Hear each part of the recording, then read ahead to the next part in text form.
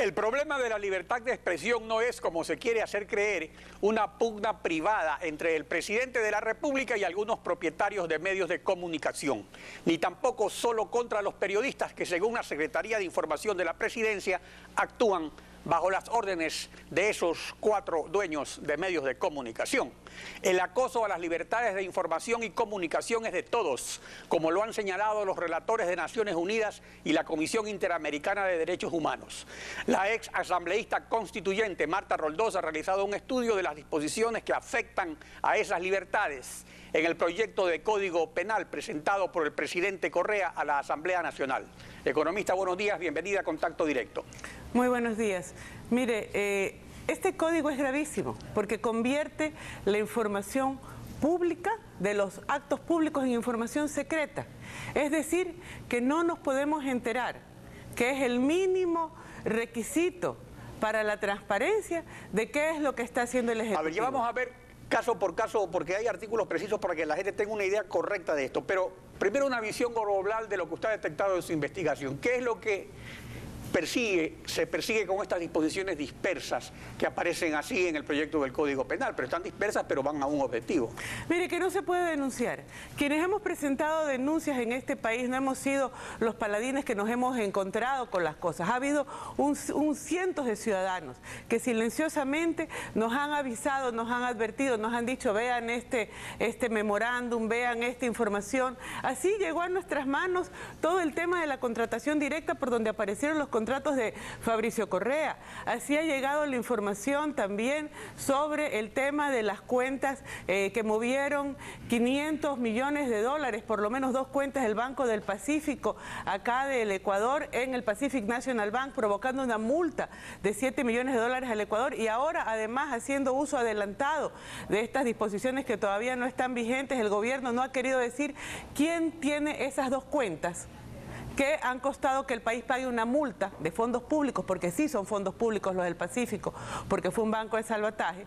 ¿Quién es el dueño que nos ha provocado un perjuicio de 7 millones de dólares y que ha lavado 500 millones? Claro, lo que se quiere evitar es ese tipo de información. Entonces, empecemos con la criminalización de la revelación del secreto, artículo 132, y la revelación de información reservada, artículo 239. O sea, ¿qué propone el proyecto y qué derechos vulnera?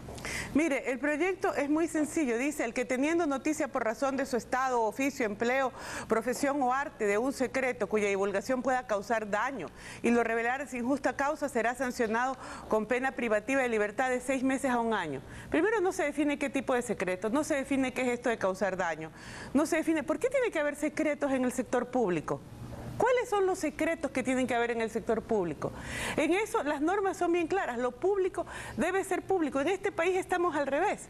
Ahora resulta que nuestra información privada, con un gobierno que en una Secretaría de Seguridad, de Inteligencia y en un Ministerio de Seguridad y con un SS que va a haber ahora, los ciudadanos, la información privada va a ser pública, va a ser del Estado, vulnerando nuestros derechos ciudadanos porque vamos a ser espiados sistemáticamente y cerca de 70 millones prácticamente para este tipo de instituciones. Y sin embargo la información que debe ser pública, porque eso sí nos atañe a todos, se convierte en un secreto, todo es secreto. Y el que le revele a usted un secreto, el que le dice, ¿sabe qué? Están robando, ¿sabe qué? Los bebés están en cajas de cartón en lugar de estar en termocunas, ese puede ir preso de 6 meses a 1 año. Es decir, en este país, con este Código Penal, van preso el que denuncia para que quede libre el que comete el ilícito. Ahora, en lo que concierne a infracciones contra información no clasificada, esto es importante lo que dice, información no clasificada legalmente, artículo 300. ¿Qué efectos prácticos tiene esta criminalización sobre este tipo de información que ahora aparece como información no clasificada? Eso es algo realmente nuevo. Que toda la información se convierte en un secreto, que no existe ni un documento ni un papel que pueda obtener un ciudadano para el ejercicio de la transparencia, para poder controlar al Estado. El Estado es el que tiene que ser controlado porque usa nuestros fondos. Todo eso se convierte también, si un funcionario me dice, mire, vaya, averígüese qué pasó con este memo, que está pasando algo raro, y eso no es información información clasificada, porque ese es muy claro cuál es la información clasificada, es la que tiene que ver con la seguridad nacional, con movimiento de tropas, etcétera. Eso tiene que estar claramente tipificado y establecido cuando se habla de seguridad nacional. Y eso está garantizado por ley, que lo que está clasificado pues es secreto. Claro, eso es secreto, ¿no? Y además eso también aquí tenemos un problemita porque no es muy claro y supuestamente a posteriori se puede clasificar. En los países donde existen democracias activas no se clasifica a posteriori, sino que a priori, primerito se dan los criterios y luego ve qué información se clasifica.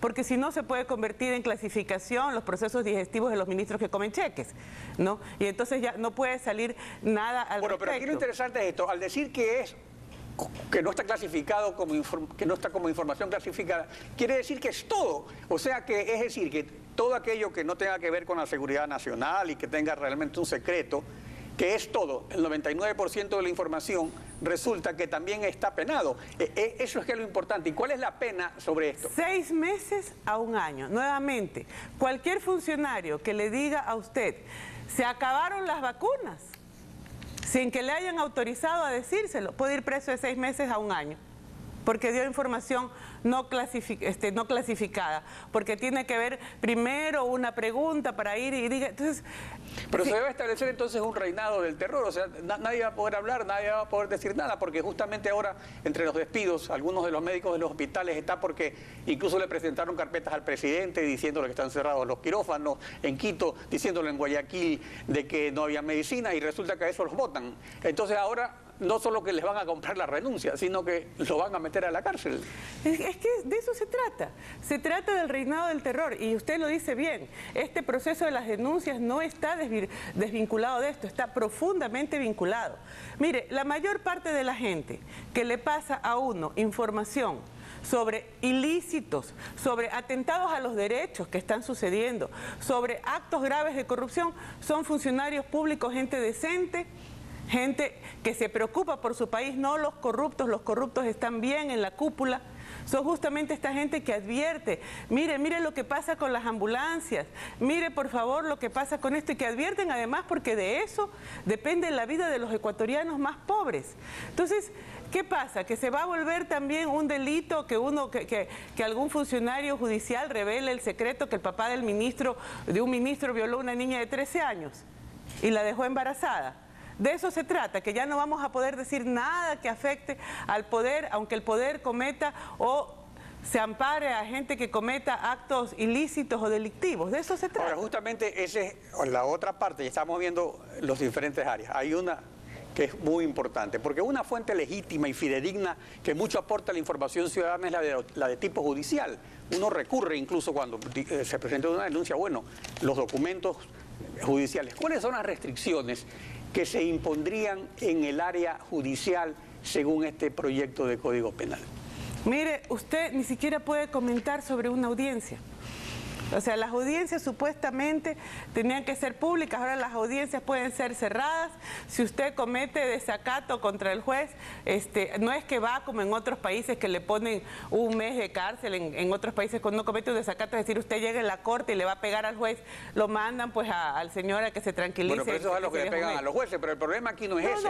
El problema es que las audiencias son públicas según la garantía del debido proceso. Pero es que ya no van a ser públicas, van a ser cerradas. Mire, por ejemplo, en el caso de la audiencia que hubo en el caso del Universo, la audiencia de hecho se convirtió en una audiencia cerrada. No dejaron que entre nadie de la prensa independiente, estaba solamente la gente del gobierno y ellos sí tenían sus cámaras y todo, me imagino que para preparar las cadenas que todos pagamos. Pero habíamos algunos que empezamos a lo que se dice ahora a tuitear, ¿no? A mandar mensajitos de lo que estábamos viendo, entre eso la barbaridad del abogado del presidente que quería que le paguen $80 millones como un porcentaje del presupuesto del Estado que ha manejado como presidente, aunque demanda como ciudadano, o que diga el mismo abogado, repitiendo lo mismo que dice que el presidente gerencia todos los poderes. O sea, que cualquier tipo de información que salga de una audiencia también merece pena de cárcel. Va preso. ¿Pero cuál es la pena de cárcel? Mire, ahorita las penas de cárcel, todo va entre van penas de cárcel de 1 año a 3 años en muchos de los casos. Entonces yo solamente digo, de una vez, pónganos, porque no va a haber cárcel pues para tanta gente. Bueno, se va a convertir al Ecuador en una gran cárcel, digamos, eso mire, es. Aquí no, pero es que si la gente vive en un país donde no puede hablar, donde no puede contar nada, donde no puede decir nada, donde no puede decir lo que piensa, es que está en una cárcel, aunque ande por la calle. No, y además en un país, curiosamente, cuyo código penal es para que los inocentes vayan presos. Y esto además, mire, esto es ya hasta prerepublicano. No existe ningún país democrático, ningún país, no solamente de régimen de derechos, sino ningún país de derechos donde esto funcione. Y esto nuevamente, para el pueblo ecuatoriano, esto no es para afectar a los grandes intereses, señores. La gente... O sea, los grandes intereses de los pelucones como es el pretexto. Mire, yo siempre les digo a la gente que a veces no se da cuenta, a mí me gusta hacer líneas de tiempo cuando veo los acontecimientos.